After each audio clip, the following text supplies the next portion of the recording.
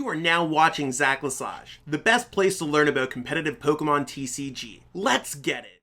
Yo, what's going on YouTube? Welcome back to the channel, Lesage here. Yo, today we're going to be covering over the top 10 best decks in our formats, for the Evolving Skies format, that is. So this is going to be one of the last weeks that we have for Evolving Skies, so let's see exactly where the metagame is going to stay. There's been a couple new decks that's kind of changed things up a little bit, so let's jump into that. If you haven't already, give this video a thumbs up and subscribe to the channel.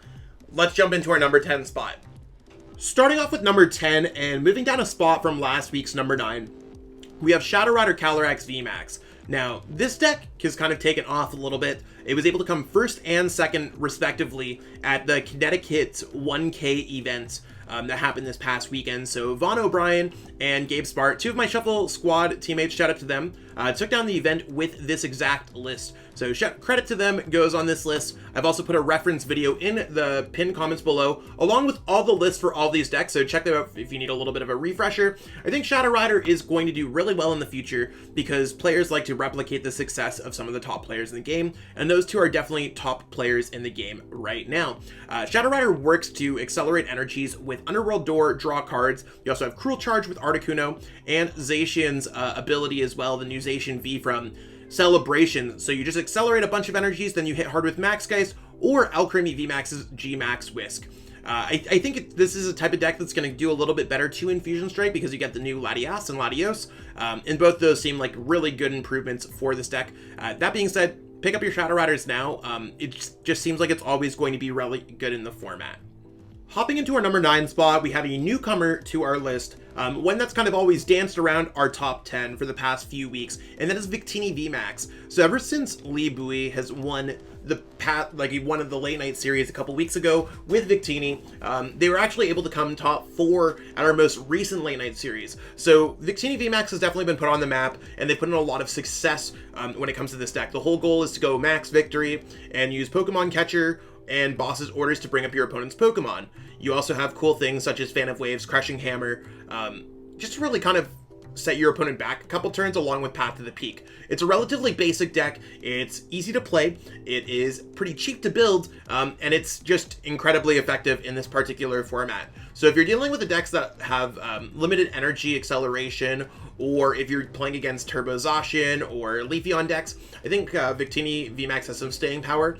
I think that this deck's probably going to stay within the top, the bottom half of the top 10, if we do not have Fusion Strikes going forward. So it depends on when Fusion Strike is legal for play on the Play Limitless website. I know it's legal on November 12th to play on PTCGO. It just depends on like how the metagame shifts. I might just be skipping that top 10 decks video, but that's a story for another day. It's one of those things where if this is our last Evolving Skies metagame, I think Victini VMAX is probably going to be a top 10 deck going forward. Or if Fusion Strike comes out, I don't necessarily know if players are going to be experimenting with decks like Victini VMAX at that point. That being said, for the next week or so, it is a very effective deck.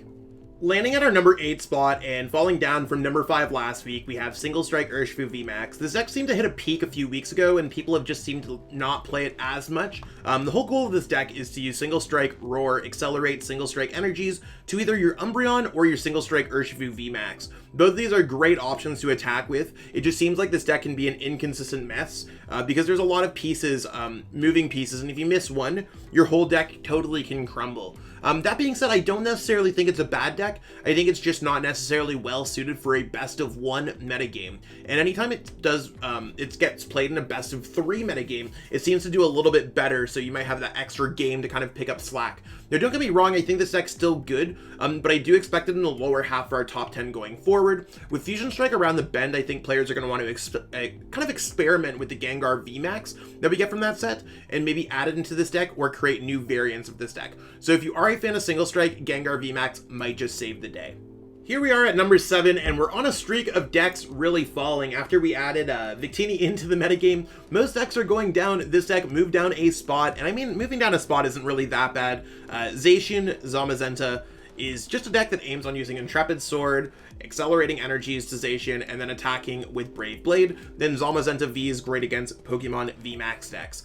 So it's one of those things where this deck's pretty basic, but with things such as SYLVEON kind of growing as a deck, and this deck is just relatively easy to build, easy to play, not poorly positioned in the metagame, but also not greatly positioned in the metagame. I think it's fitting that it's in the 6-7 spot.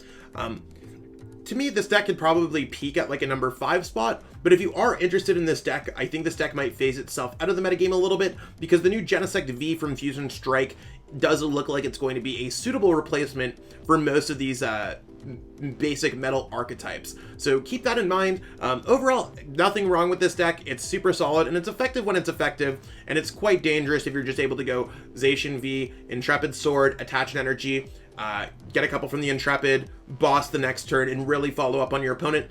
That's where this deck is really the best it possibly can be. So overall, solid deck, but just kind of nothing super special about it. Sliding into number 6 and falling from number 4 last week, we have LEAFEON VMAX.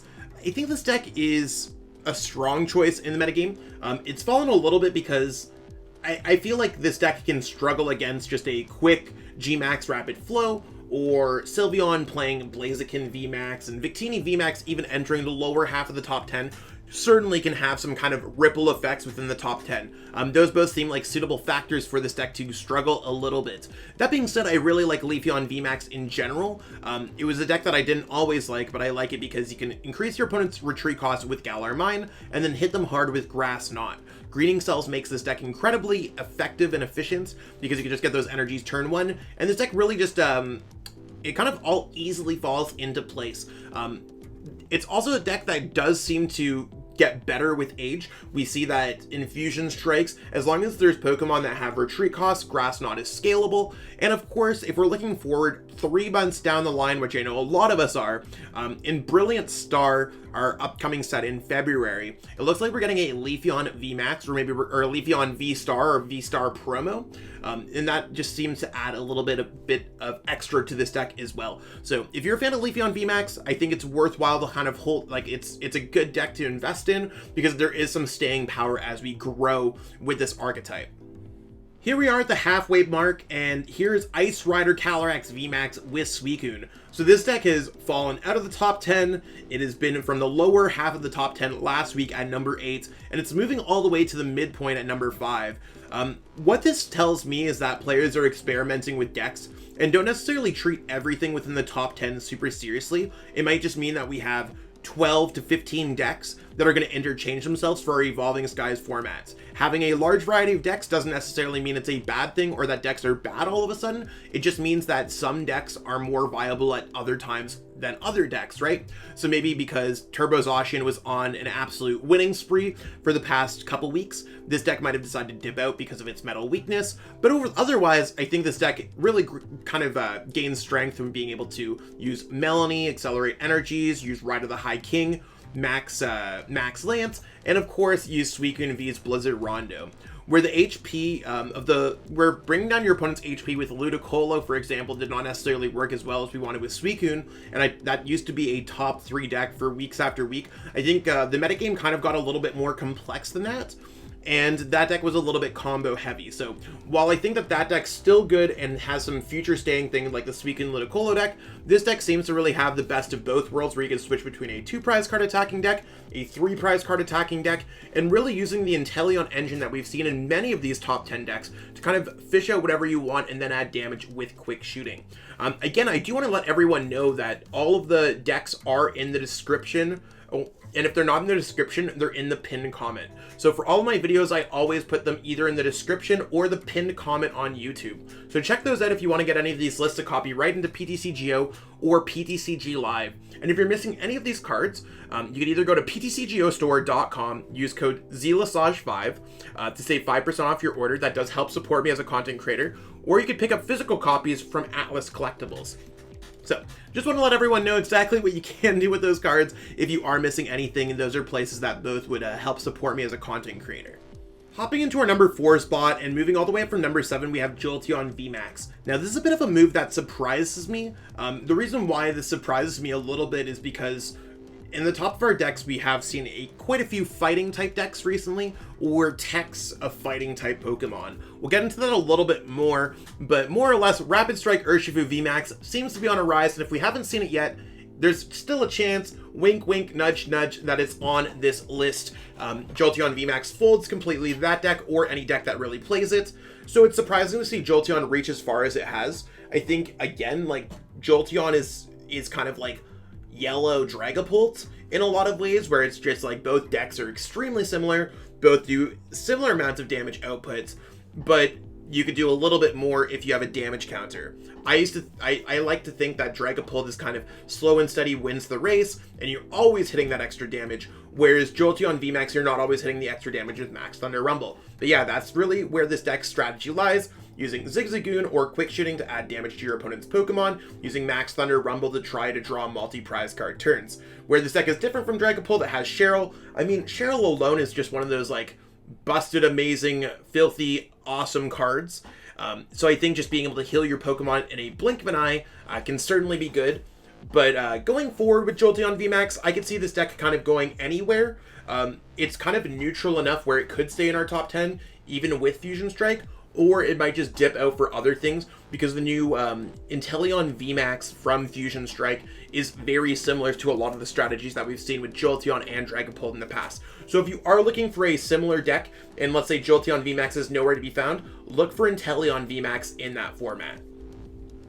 Here we are at our number 3 spot, and falling from number 2 last week, we have Sylveon VMAX. Now, Sylveon VMAX has been all over the map recently with different techs. I've seen players play Zeraora, I've seen players play Crushing Hammers, I've seen them play ZACIAN from Celebrations, I've seen them play Rayquaza VMAX. I just went for a standard build of Sylveon VMAX, Rapid Strike, Urshifu VMAX, and Blaziken VMAX. I went with LEAFEON to accelerate energies, and more of a Fan of Waves build to kind of deal with the current metagame. This is the type of deck where it is a little bit inconsistent. I think most players can see that fact to this deck. But if you choose the right techs, whether it's Galarian Moltres, or Crushing Hammers, or Leafeon V, you could really do well in a particular metagame. I think the heavier Blaziken is very important, especially with both Leafeon and Zacian seeing a lot of play lately.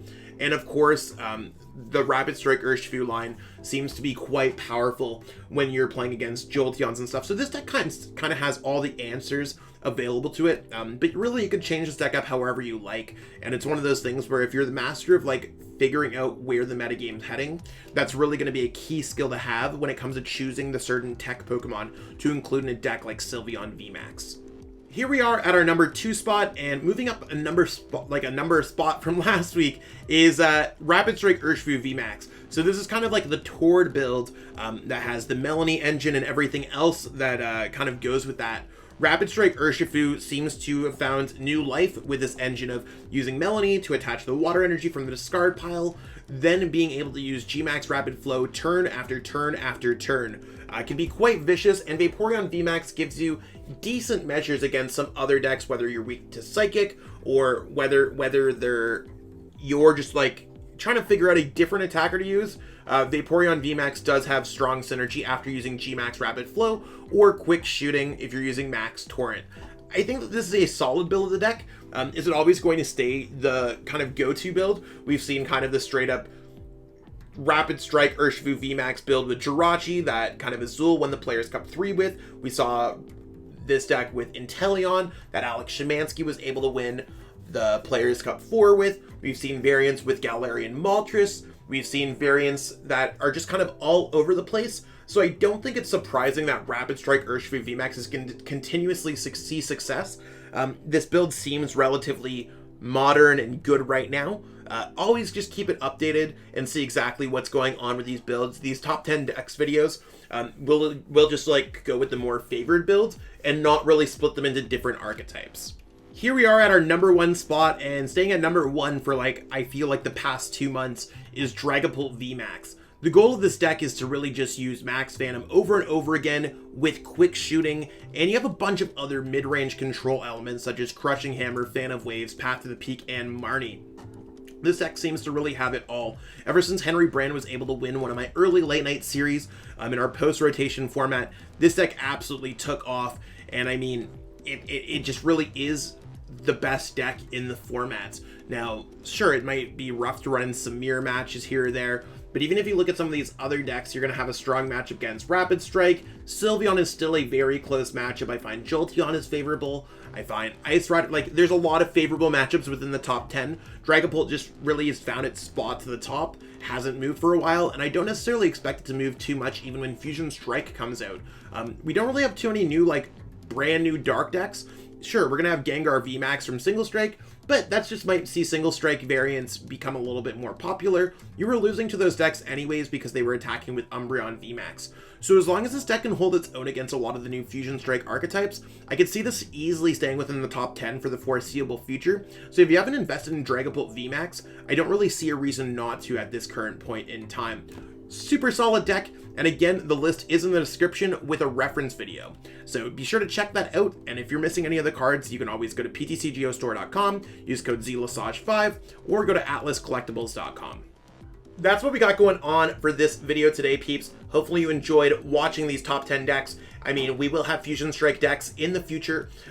The reason why I might not be doing the video next week is because we're going to be very early into the Fusion Strike metagame, and it isn't certain if there's going to be Fusion Strike cards on PTCGO day one. That's something that I need to like kind of figure out what's going on. I am going to probably supplement the fact with some in real life tabletop gameplay. I have a brand new setup, as a lot of you can see, so hopefully you enjoyed kind of the improvements that I'm making to the channel. It's kind of a 1 week at a time, maybe 1 month at a time effort, but I'm doing my best to make the content look a little bit cleaner, a little bit nicer, working with lighting and just like different kind of content. So expect some more tabletop content from me. Fusion Strike might be a little bit more.